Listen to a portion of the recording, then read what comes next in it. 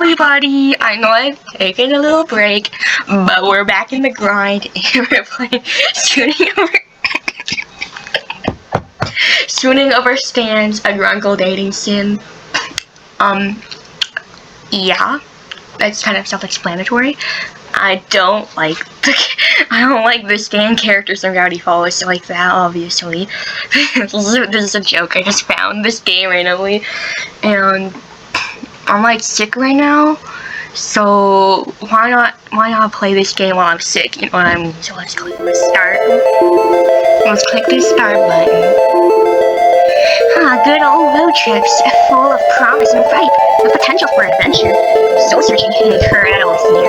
Or at least that's what you thought before the novelty wore thin. So now your life might be exhausting your travel playlist 2 times over, and your stomach is begging for something to eat. On top of all that, you are pretty sure you're lost. Driving through Oregon paints a picture of trees, and more trees, especially on the endless winding roads that you're taking up north. All that breaks the pattern is a sign that it's past, of course, that you're just able to make out without falls. By the way, I played like a little bit of it for the video, like I made it to the dating part, but that's why I like stopped and was like, wait, this will be a very good video. Just get my idea. I know. The road continues on giant redwoods, looming on both sides. You find yourself anticipating something because as you drive on, you can feel it. Something strange is bound to happen here. Super weird. That's when it happens. Your car picks up speed. The change came out of nowhere, and you quickly put your foot on the brakes. But horrifyingly, the car seems to be driving on its own willpower. Trying to stay calm despite the panic on your chest. You pull the emergency brake, only to find that the car resists and keeps pulling forward like somebody's pulling it. The car begins to rattle. The wheels screech against the country road, and you're screaming until crash. Ugh, gulp. This is the part I made it to. There's smoke. Why is there smoke? You cough, fumble for the door, and manage to undo the lock just before the door is wrenched outward from your grasp. Something lands on your shoulder hand. Are you alright? A man stands at your open car door. His hand on your shoulder leaves to tilt your head up. And he pulls a flashlight from his coat, shining in your eyes. 2 blinks and he lets you go. His eyes dart over the rest of you when you're still staring all you is watching. What's your name? Alright, this is important. This is important. I gotta think really hard. Let's put Billy Cipher. Try again. It's gotta be really original. Alright. You know Fiddlebird? Yeah, Fiddlebird McGucket. Let's go with McSucket. Eeny, meeny, miny, mo, catch a tiger by its toe. If it hollers, let it go. Eeny, meeny, miny, mo. I don't want to be sure, but okay. McSucket, I stand for pines, Ford for short. I would shake your hand, but you like shaking that enough as it is. You seem fine as far as I can tell, but you shouldn't head back out there anytime soon. Where on earth are you driving in such a hurry? You open your mouth to explain when a voice calls from inside the house. Oh, Victor, this man not one of experiments again. I've had this pleasure about 2 minutes.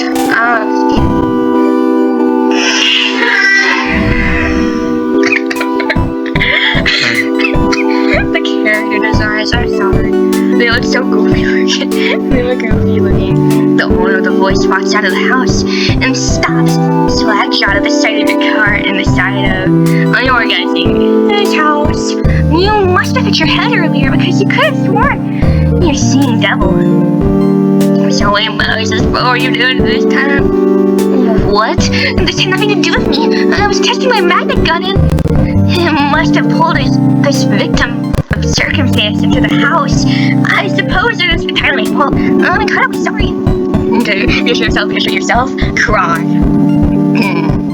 I don't think I should do any money mo again for this one, but I'll do that. I don't know. Unsure of why you're reassuring this, Mr. Noy. I got back. I want to cry. Tears streaks down your cheek, and before you know it, you're crying. You're crying.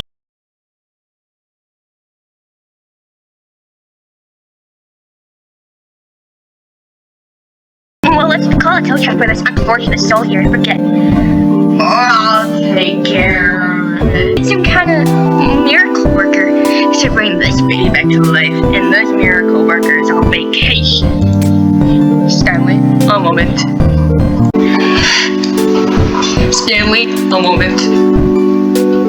Ford and Stanley run away and you're left to your thoughts. Who could anticipate a car accident like this in the middle of a road trip? You can take care of the car, but how are you going to get home? They run buses out of here, right? So you take a bus out of here, and then... We have maps and information you can look at in the gift shop. In the morning, they can help you with your car when you say. Just as you're about to answer, another high-pitched voice comes from inside the house. Uncle Stan, picture this. Oh my gosh! The girl that runs out of the house comes to the hall at the side of your car. Oh, great. Uncle Ford? Why is it that everyone automatically thinks I'm at fault? Well, this time it is my fault, but I've invited McSucket here to stay with us for the night. If he'd like, I'm sure he can fix this.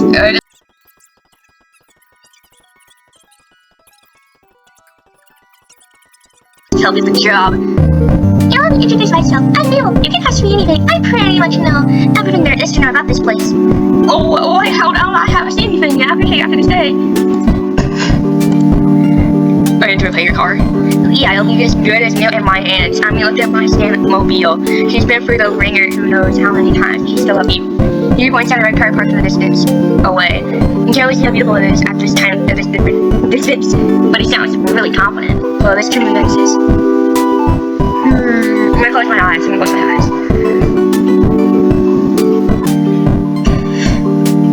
This part's the house, but just outside the doors of the mystery shack. Hey, you ever been to the mystery shack before? No, once actually. I saw a bumper sticker where I was on the road and got curious. You know, tripped by a loud, triumphant ha. Those bumper stickers were a good investment. The Sixer says they're too plain and graphically simplistic and don't even have an address on them, Stanley. How is anyone supposed to find the place? To attract customers. Sister, did you hear that? Well, they are graphically simplistic. I don't know how she found the place, let alone thought what is the mystery shack was compelling. I kinda liked it. See? She kinda liked it. I like you, McSucket. You get 4 times tomorrow to the place. Tomorrow? That'll have to squeeze out my yes or no questions into today. McSucket, tell me, how far? Yes or no? At the moment, a boy passes in the hallway at the bar, their way and calls out to him. The different boy is surprised that they didn't see you run out to the scene of the crime.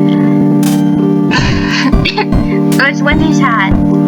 Crime? What crime? I have an alibi, I swear. Oh, you have someone with you. Okay, well, I'm not suspicious at all. Did you guys see that car on the side of the shack though? For a second, I thought the Manotars were back with a grudge. Oh yes, about that dipper. Meet McSucket. I was turning her car here by accident. She'll stay here for the time being. Sorry, stranded her car. You crashed it? Yeah, there's some shacks fell on it and everything, and the windows are cracked. One window, the windshield. And McSucket was lucky to make it out alive. I don't know what possessed me to make my name McSucket. She's fine, no injuries, thankfully. The magnet gun's rather safe, despite never having been tested in a formal setting.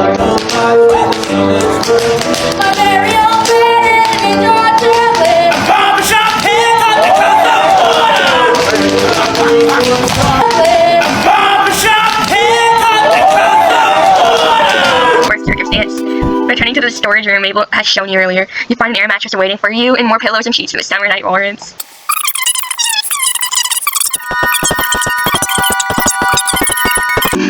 Okay, I see what the options are here. Choose the date scanner or choose the date Stanley. Okay. I don't want to do either, so whatever you need, money, well, cash your time, buy it, go, if you look everywhere.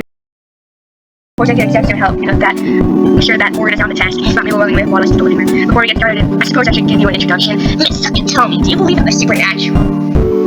Yes, no, I want to. What does I want to mean? I want to. Let's find out what I want. Let's find out what I want to mean. Well, you're about to come face to face with the unexplainable yourself. You see, Johnny Boss isn't quite unassuming Blackwater town. Much more like below the surface. Ford pockets become journal papers and cookies for you to join as he walks you to and follow him through the living room and into the gift shop. Why is so many bad guys in this game? It's crazy. For example, you must have heard Mabel mention a pterodactyl. Most wouldn't say none exist in this living world today, but I say not if you were here to look. If anyone else told you this, you'd be disinclined to believe them. But the 44 carriers is surprisingly compelling. Ford reaches out of the cashier counter and retrieves a packet of vintage looking gum, inspecting it for a moment before slipping it into his pocket. He looks around in what? Hold on. Looks around in spot. Okay. Hold on to my isolation for the moment. I need to retrieve some supplies. Ford ushers you out to give shop entrance so that you find yourself outside the shack and the door shut behind you. Okay. Respect the man's privacy or appear in the window like a little creep. Click that. The glass is draining out of the sunlight hitting it obscures your vision into the room. Then you catch a gray tan blurring figure that must be Ford at the far wall. You only get too close and have to step back before you leave a conspicuous handprint on the window pane. When you look back and Ford is gone, you turn back around. You're just going to stand out here until Ford returns. Not too long later, the door opens behind you and Ford turns to the side looking no different than before. He must have stored whatever supplies he went to cheap in his coat, but the trench coat falls too naturally on his figure. We're going to be hiding much. Where were we at? Yes. Ford pulls a pen and paper from his coat, walking as he writes. Just as you're about to head out, he stops and smacks his hand in his face. Oh shoot, one second. Ford hurries back to the house, realizing he forgot one important component to his adventure, a butterfly. Before you get a chance to ask, he strides out ahead of you, obviously no one can tell you what it's for quite yet. Prepare you walk past the shack and down a well-worn path into the trees surrounding the house. Stone light peeking through the pines. Oh my gosh, wait, because their last name is Pines, so it's like a pun, right? I'm not hallucinating. He double checks whatever he scribbled onto the paper and tucks it back into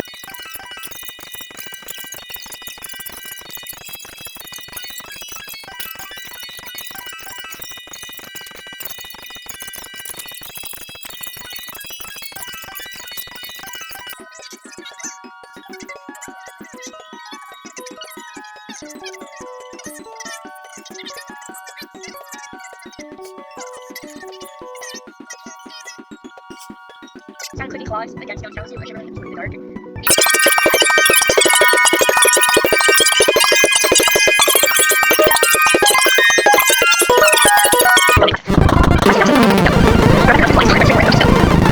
Towards the sound of the water. Sure enough, after a while it comes into view. The moonlight illuminates the water as you walk along it. You're following the river for quite a few minutes. The shoreline expands into a small round lake. The center of a clearing overhanging it is a large flat rock, the kind that could be used as a less than effective diving board at times of emergency. The emergency being that one just had to jump across the lake. However, neither you yourself nor Fuller will look into the direction of the animal. He leads you towards the edge of the lake, where a relatively flat boulder kind of substitute for a bench. And the two of you take a seat. Why is that so much? Raid this island, raid this island, raid this island. Okay, what could possibly be there? It could be like building. Ask for the creatures and gravity falls, ask for his family, ask for the mystery shack, ask for his name, ask for about the stars. You said it way, but can I at least get a preview of what I'm getting into? Not content.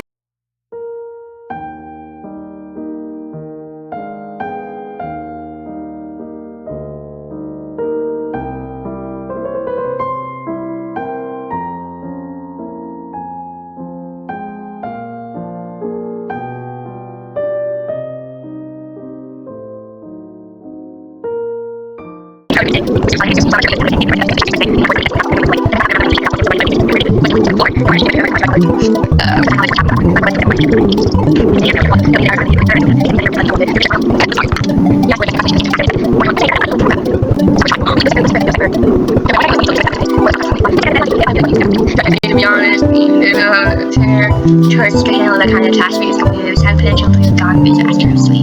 But if I'm that because easy for success, right? Sometimes the more towards beach, the less assured you feel until there's like just a distance on you. So you're smiling not anyway. So if you stay down and fly airplanes and we are chilling around here until Ford breaks it again. We should head back now. I'm sure people will want to hear we've been successful.